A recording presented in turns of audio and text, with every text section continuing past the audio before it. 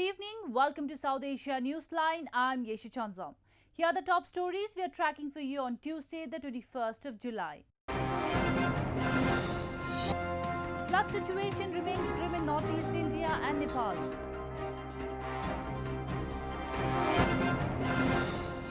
Pakistan resumes polio immunization drive amid COVID-19 threat.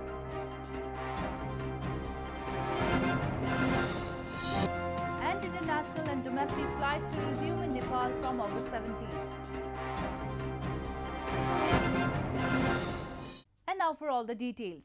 Flood situation remained grim in India's northeastern provinces of Meghalaya and Assam and neighbouring country of Nepal on Tuesday. More than 100 people have lost their lives and millions have been displaced in both India and Nepal due to floods caused by incessant rainfall. Flood situation remained grim in India's northeastern Meghalaya and Assam provinces on Tuesday. At least 5 people lost their lives on Tuesday and thousands were affected due to the floods caused by incessant rains in the plain belt of West Garo Hills in Meghalaya, officials said. The area has been witnessing a surge in water levels since the last 1 week, caused by the backflow of the Brahmaputra river. India's Interior Minister Amit Shah has assured all help to Meghalaya from the centre.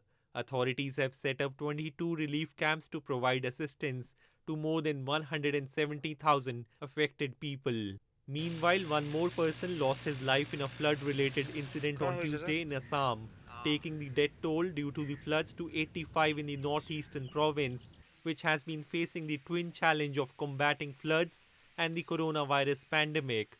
Assam सरकार की तरफ से बाढ़ पीड़ित लोगों को राहत देने के लिए मजबूत कदम उठाया गया है।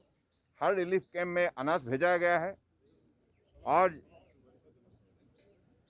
जानवर के लिए भी अनाज दिया गया है और उनकी स्वास्थ्य के लिए मेडिकल चेकअप के लिए मेडिकल टीम एंगेज किया गया है। Meanwhile, India's neighbouring country of Nepal has also bore the brunt of floods and landslides, with more than 100 people killed and several still missing, while more than 1 million have been displaced. With heavy rains expected to continue over the next few days, authorities said the number of dead was likely to increase. India's Health Ministry has warned all provinces against the use of N95 masks with valve respirator, saying these can be detrimental as the valves do not prevent the virus from escaping out of the mask. Meanwhile, with the spike of 37,148 cases in the last 24 hours, the total number of COVID-19 cases now stands at over 1.15 million. The centre has written to all provinces and union territories warning against the use of N95 masks with valve respirators by people, saying these do not prevent the virus from spreading out and are detrimental to the measures adopted for its containment. The government's advisory has asked the states to prevent inappropriate use of N95 masks. India reported 37,148 cases and 587 deaths in the last 24 hours, taking the total number of coronavirus infections to 1,155,191 on Tuesday. According to Health Ministry, India's COVID-19 recovery rate now stands at 62.7%. Meanwhile, the first phase of trial for Covaxin, India's indigenous COVID-19 vaccine, developed by Bharat Biotech in collaboration with the Indian Council of Medical Research or ICMR, began in AIIMS on Monday. Though the institute in Indian capital New Delhi needs only 100 participants for the trial, 1,800 people registered to volunteer for the tests.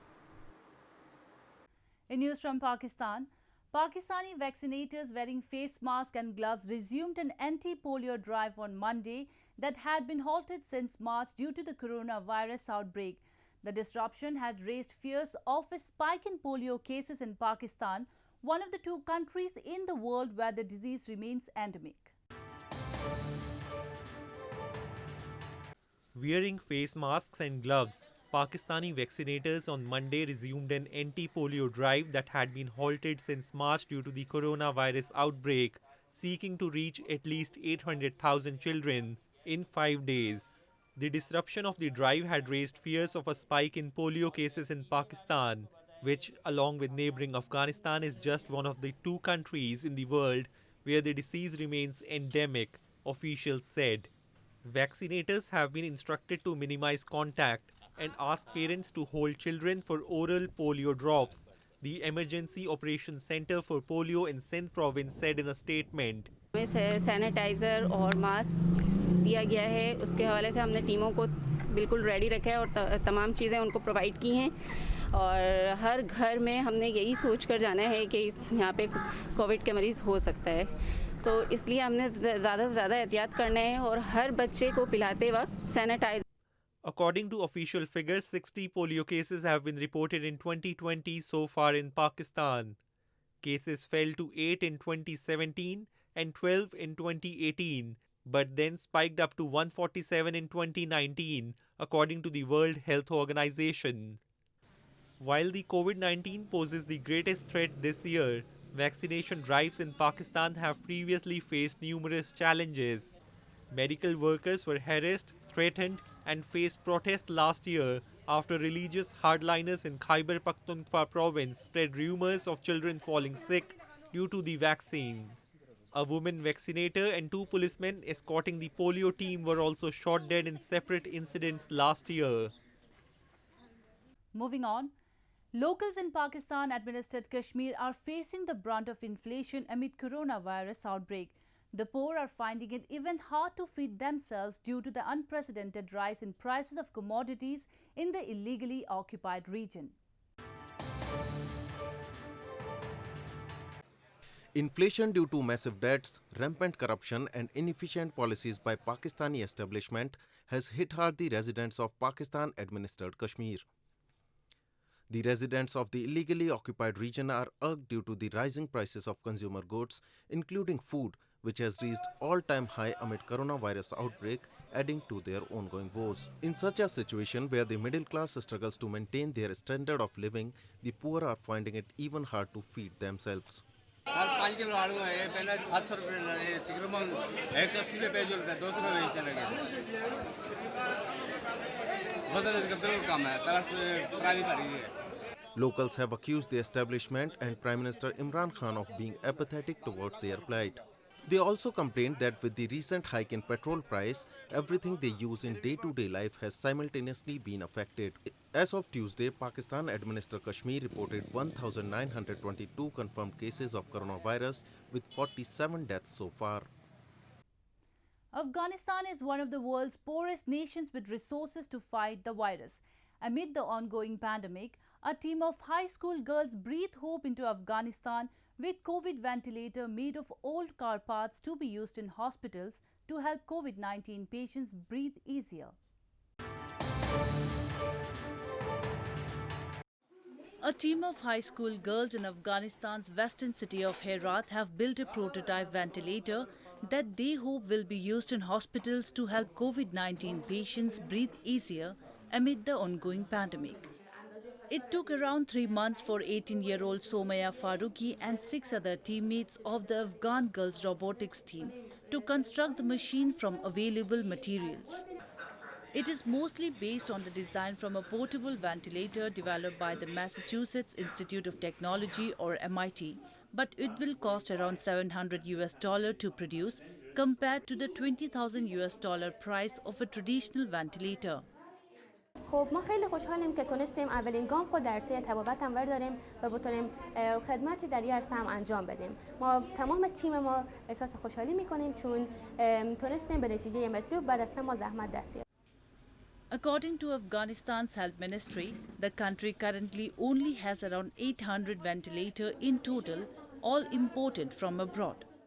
The final design of the ventilator prototype was unveiled at a ceremony on July 13, but still needs to undergo testing before it can be put to use. دختران ربات ساز و در این زمان جدیداً که یک تعداد از ونتیلیترها در ولایت هرات در اوج تولید شدن. بله در مرحله ما ارزیابی کیفیت و بالاخره کوالیتی اشورنس یا کیفیت خدماتش هستیم که بالای انسان او باید تست شود. در این پروسه هستیم که انشالله وقتی که کار صورت بگیرن باز ما میتونیم که به شکل عملی او را در شبخانه خودمون استفاده کنیم، او را تشویق میکنیم. Afghanistan has recorded around 35,526 COVID-19 cases and 1,185 deaths as of Tuesday. In news from Nepal, Nepal will resume commercial, domestic and international flights from 17th of August, the country's tourism minister Yogesh Bhattarai said after a cabinet meeting on Monday evening. Bhattarai said authorities will now develop the protocol of flights operations, which would be strictly followed.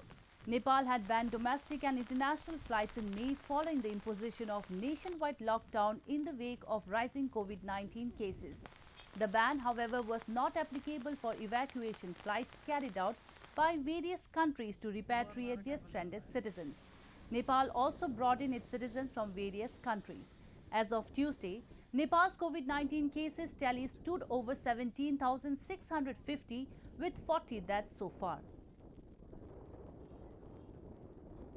In the ongoing Hindu holy month of Shravan, devotees offered prayers outside Pashupatinath temple in Nepal's capital Kathmandu, despite the temple remaining closed in wake of COVID-19 pandemic.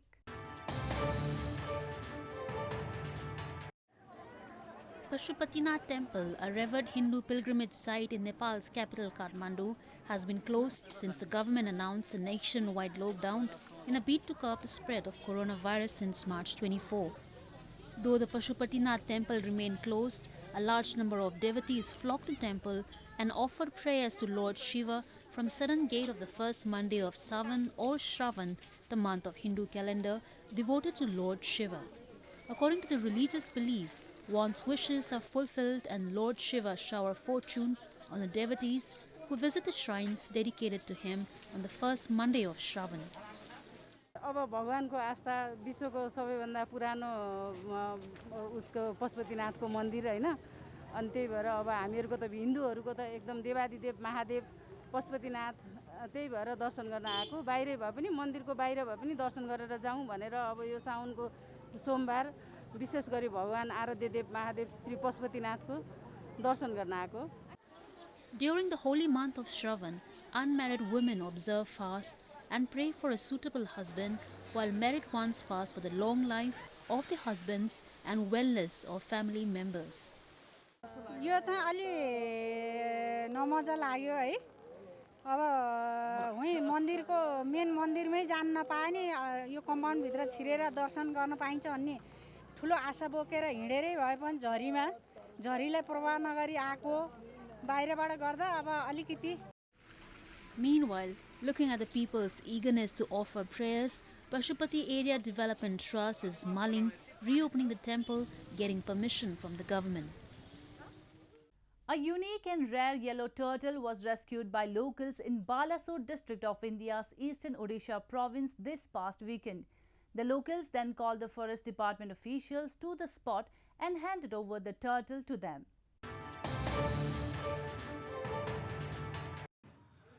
A rare yellow turtle was captured by forest officials in Balasore city of India's eastern Odisha province on Sunday.